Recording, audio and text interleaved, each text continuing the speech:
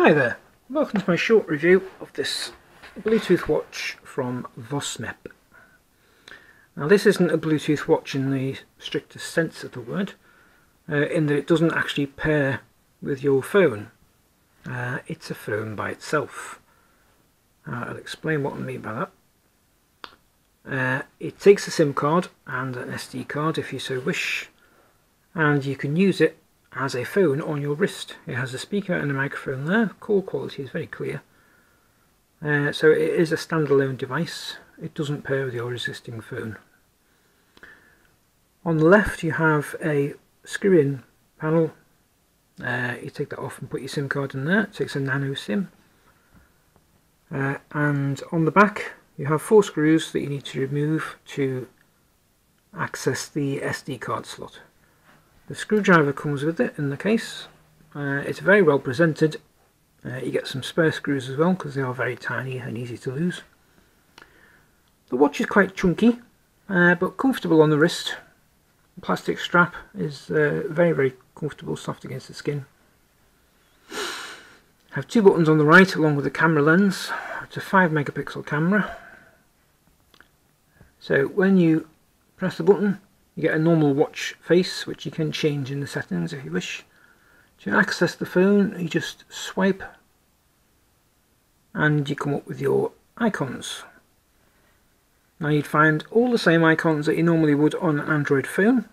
At the top, I don't know if you can see that, you see you've got your 3G signal, your Wi-Fi signal, your battery strength and the time. So you've got all your usual functions. Phone works fine. Obviously the screen is very small, so sometimes it's a little bit fiddly to press the right button, but with practice you can do it, he says. So to go back to the main screen, just press this button. You've got your messaging applications. As I say, it's a very tiny keyboard on the screen, so you may be better off using a thin stylus, especially if you've got big fat chunky fingers like me. Now you can either press this button to go back to the main screen, or for screens within screens, if you like, you can swipe to the left to go back to the previous screen. Now it does require a bit of practice, unfortunately, which I haven't mastered yet, but you can do it if we just go into downloads there and just swipe quickly to the left. As I say, it does require some practice.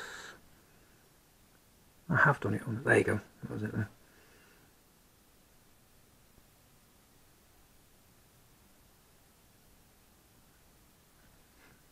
It does require some practice, but it is doable. So you've got all the usual functions, and you can access the Play Store as well. Obviously very tiny, but you can do, and you can add the applications if you wish. The watch comes with about 1.4 gigabytes of free memory at the start. Obviously you can insert an SD card as well, and you can transfer your programs to there like you would normally. It does have a built-in camera, as I say. It's supposedly a 5 megapixel camera. It's not the best, but it does take reasonable photos. With the camera lens positioned on the side there, it's a little bit awkward, especially when you've got it on your wrist. It's a bit awkward to take pictures, but you can do it. Let's just have a look at that one. So if we go to gallery, you can get your pictures in there.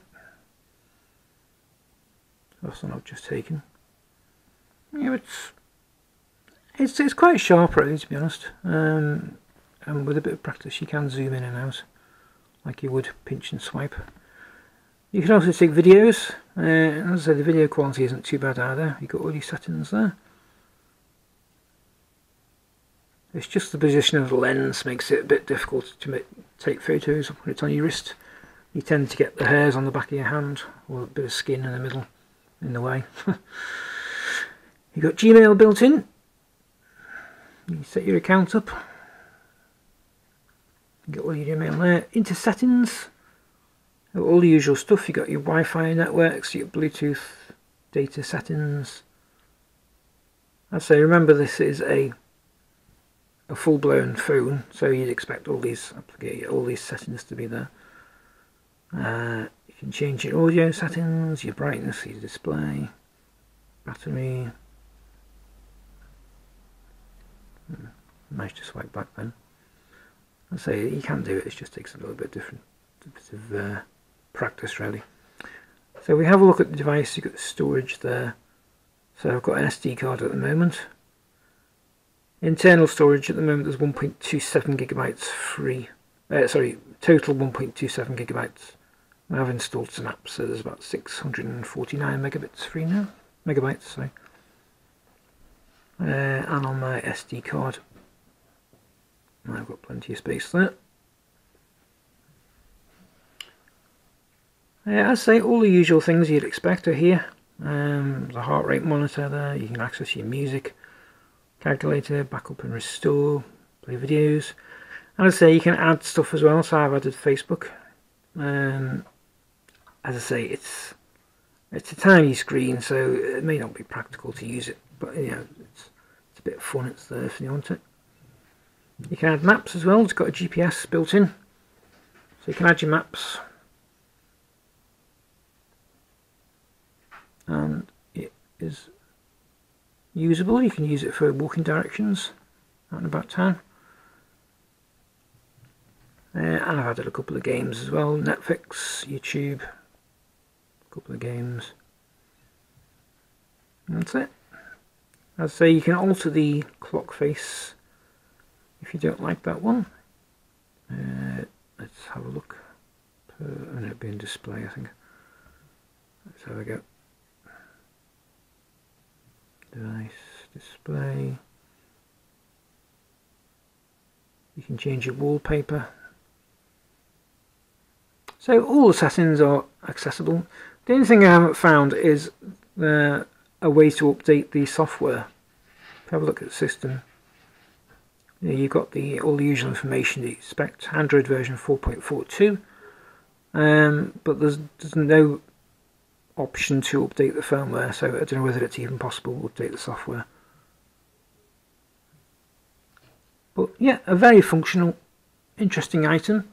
A phone on your wrist, basically. I like it. Thanks for watching.